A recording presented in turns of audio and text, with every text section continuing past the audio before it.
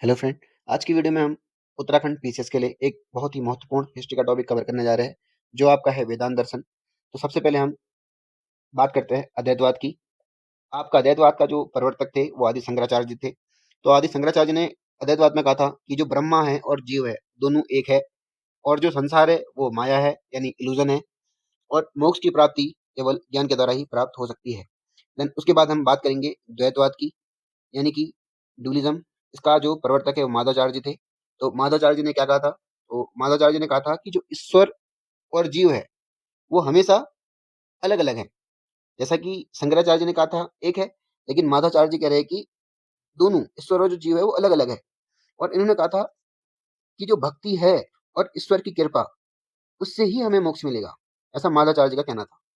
Then उसके बाद हम विशिष्टा द्वैतवाद की बात करते हैं। इसके प्रवर्तक रामानुज थे। तो जो हमारे रामानुज थे, इन्होंने जीव और जगत, इन्होंने कहा था कि जो जीव और जगत है वो ब्रह्मा का ही अंग है, यानी कि वो अलग नहीं है, वो एक ही ब्रह्मा की अंग है। तो इन्होंने कहा था कि भक्ति के द्वारा हम मोक्ष की प्राप्ति कर सकते हैं।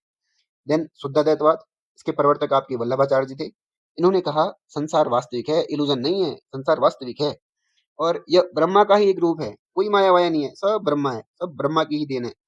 और इन्होंने कहा था कि जो मोक्ष है वो केवल पुष्टि मार्ग के द्वारा ही मोक्ष की प्राप्ति हो सकती है।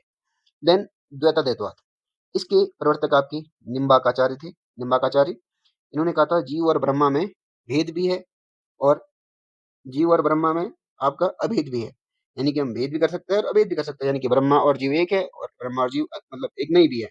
तो इन्होंने भी आपका भक्ति मार्ग की बात करी थी, और भक्ति के द्वारा हम मोक्ष की प्राप्ति कर सकते हैं। तो इस प्रकार हमारा ये दर्शन